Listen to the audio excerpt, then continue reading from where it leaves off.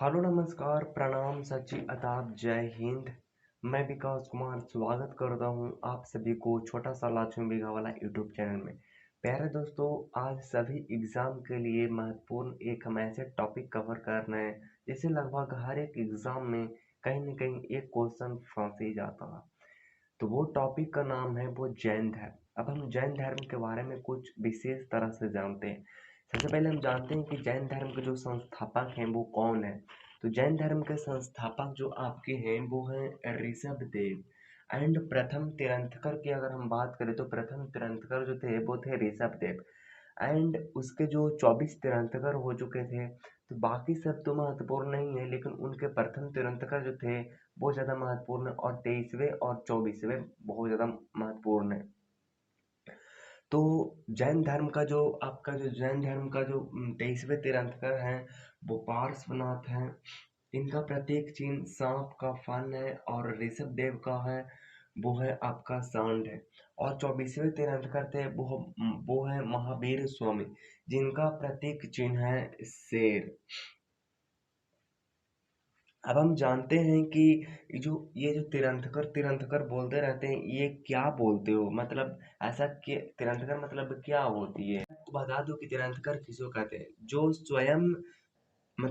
स्वयं तप के माध्यम से आत्मज्ञान की प्राप्ति किया, जो स्वयं अपने आप को तपाकर, जो स्वयं तप कर ज्ञान की प्राप्ति जिन्होंने किया है, स्वयं तप कर जिन्होंने जिन्होंने आत्मज्ञान की प्राप्ति की है, और जो संसार रूप सागर से पार लगाने वाले तीर्थ की रचना करते हैं, और जो संसार रूप सागर से पार लगाने वाले तीर्थ की रचना की है, उसे हम लोग क्या कहते हैं, तीर्थंकर कहते हैं। तो आप ध्यान से सुन लीजिए, तीर्थंकर किसको कहते हैं, जो स्वयं तप कर आत्मज्ञान की प्राप्ति की हो, आत्मज्ञान की प्राप्ति की हो, और जो संसार रूप सागर से पार लगाने वाले तीर्थ की रचना की हो, उसे हम लोग कहते हैं तीर्थंकर कहते हैं।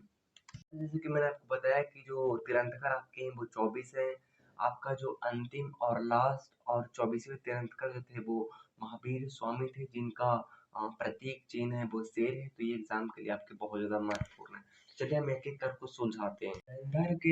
जैन जैन धर्म के जो 23वें तीर्थंकर थे वो कौन थे, वो पार्श्वनाथ थे। इनको इनको पार्श्वनाथ जो थे ये 23वें तीर्थंकर थे।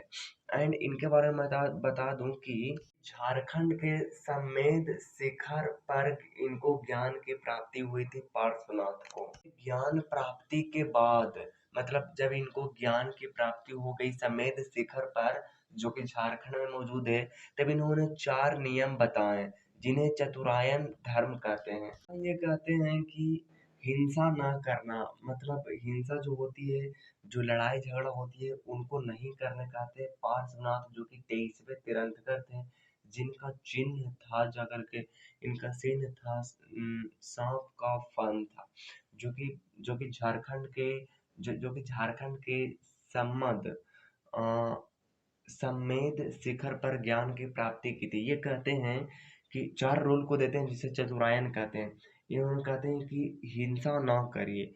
दूसरा कहते हैं कि सदा सत्य बोलिए, आप जो भी बोलिए हमेशा एकदम सच बोलिए, झूठ ना बोलिए। चोरी ना करिए, मतलब हमेशा हमेशा एकदम अपने वचन के ऊपर आपके आपके पास जो है उसी में पूरा करिए। एकदम चोरी ना करना है, मतलब किसी की चीज को बिना पूछे नहीं लेनी है। अगर किसी की चीज को बिना पूछे लेते हो तो वो चोरी होती है। चौथा दिए हैं कि संपत्ति ना रखना, आपको संपत्ति नहीं रखने के लिए बोलते हैं पार्श्वनाथ। पार्श्वनाथ बोलते हैं कि संपत्ति नहीं रखना। तो 4 को आप ध्यान रखिएगा। पहला हमारा तो है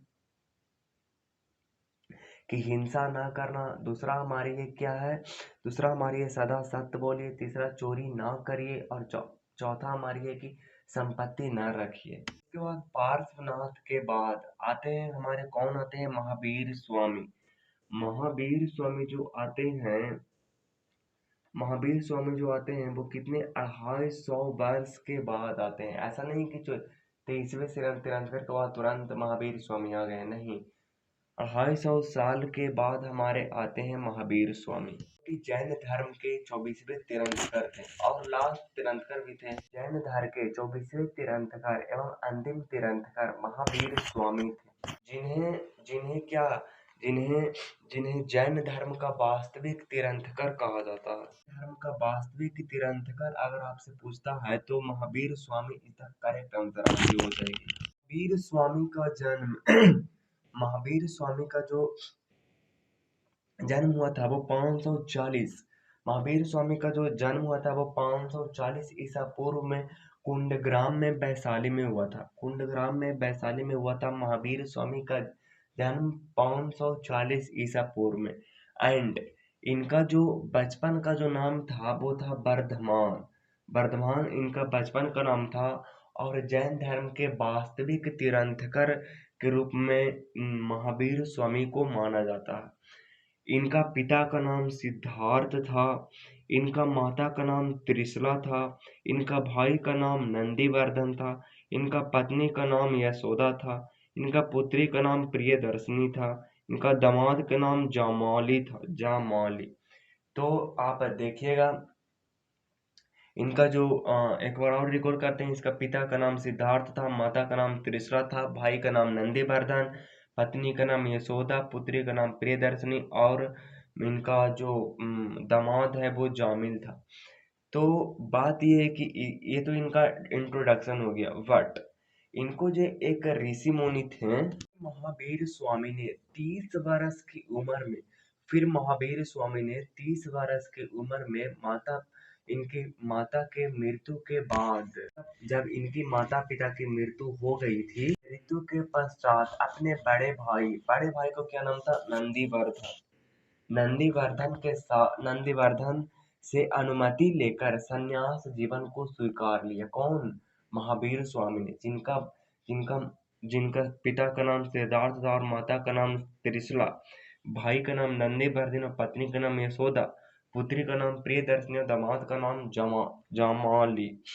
तो इन्होंने अपने नंदीवर्धन से अनुमति लेकर संन्यास जीवन को स्वीकार लिया। कौन? महावीर स्वामी ने 12 वर्षों के कठिन तपस्या के बाद 12 वर्षों के कठिन तपस्या के बाद महावीर स्वामी जी को रिजुपालिका नदी के तट पर रिजुपालिका उसके बाद 12 बरस के कठिन तपस्या के बाद महावीर स्वामी को रिजुपालिका नदी के तट पर साल वृक्ष के नीचे तपस्या करते करते हुए ज्ञान की प्राप्ति हुआ और ज्ञान प्राप्ति को कैवल्य कहा जाता है। तो 12 बरस के कठिन तपस्या के चलते 12 वर्ष के कठिन तपस्या के बाद महावीर स्वामी को रिजुपालिका नदी के तट पर साल वृक्ष के नीचे ज्ञान की प्राप्ति हुई। इस समय से महावीर स्वामी अरिहत यानी पूज्य, निर्ग्रंथ, बंधनहीन, जीन विजेता कहलाए। महावीर स्वामी जी ने पहली जो उपदेश जो दी वो प्राकृत भाषा में दी। महावीर स्वामी जो पहले जो भाषा दिए वो प्राकृत भाषा में दी। पहला उपदेश इन्होंने जो दिए थे वो कहाँ दिए थे? पहला उपदेश जो दिए थे वो दिए थे राजगीर में दिए थे, जिसको पुराने समय में राजगृह कहा जाता था। पुराने समय में राजगृह कहा जाता था। और अंतिम जो उपदेश जो दिए हैं वो दिए हैं पावापुरी में इन्होंने महावीर स्वामी ने दिए हैं। महावीर स्वामी का जो पहला जो भिक्षुक बना था वो उनका दामाद था। दामाद कौन था? उनका दामाद का नाम था जामिल। महावीर स्वामी के दो प्रमुख अनुयायी रहे। दो प्रमुख कौन कौन रहे? एक तो रहे स्थूलभद्र और दूसरा रहे आपके भद्रबाहु। स्थूलभद्र वाला श्वेतांबर कहलाते हैं और भद्रबाहु वाला दिगंबर कहलाते हैं। श्वेतांबर मतलब होती है कि जो श्वेत रंग के कपड़ा पहनती है, तो श्वेत पहनने वाले वो श्वेतांबर कहलाए हैं। और दिगंबर वाले ये कहते हैं दिगंबर वाले नग्न अवस्था में रहते हैं। मतलब वो कहते हैं कि उनकी जो चारों दिशाएं हैं ना वहीं उनके लिए वो वस्त्र के आवरण की तरह काम करती है। आगे हमारा होता है जैसे कि स्थूल भद्र और भद्र बाहु के बारे में मैंने आपको बताया कि जो स्थूल भद्र जो आपके हैं, उसमें आपकी जो रहे थे वो रहे थे श्वेतांबर रहे थे, और भद्र बाहु में रहे थे आपका दिगंबर रहे थे। श्वेतांबर मतलब होती है कि जो श्वेत श्वेत कपड़े पहनते हैं भद्र बाहु की तरफ से, और श्वेत स्थूल भद्र के तरफ से, और भद्र बाहु जो है वो दिगंबर पहने थे। अब क्या हुआ कि अब क्या हुआ कि मौर्य काल में क्या हुआ था कि मौर्य काल में 12 बरस के लिए, मतलब मौर्य काल में 12 बरस के लिए अकाल पड़ गया। मौर्य काल में 12 बरस का भीषण अकाल पड़ गया। तब क्या हुआ कि बहुत सारे जो भाद्रबाहु के जो मतलब सदस्य थे, मतलब उनके जो अनुयायी थे, वो क्या हुआ कि मध्य प्रदेश इस तरफ से छोड़कर क्या हुआ कि दक्षिण भारत में आ गया 12 साल के भीषण अकाल के बाद। और उसमें मौर्य वंश के राजा भी आ गए थे, चंद्रगुप्त मौर्य आ गए थे। एंड वो भी चंद्रगुप्त मौर्य भी आ गए थे इन लोगों के अनुयायी के साथ। किसके साथ?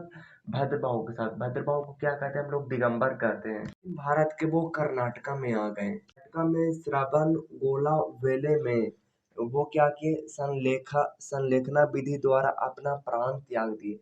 मतलब उनका जो अनुयायी था, और आपका संलेखना विधि द्वारा चंद्रगुप्त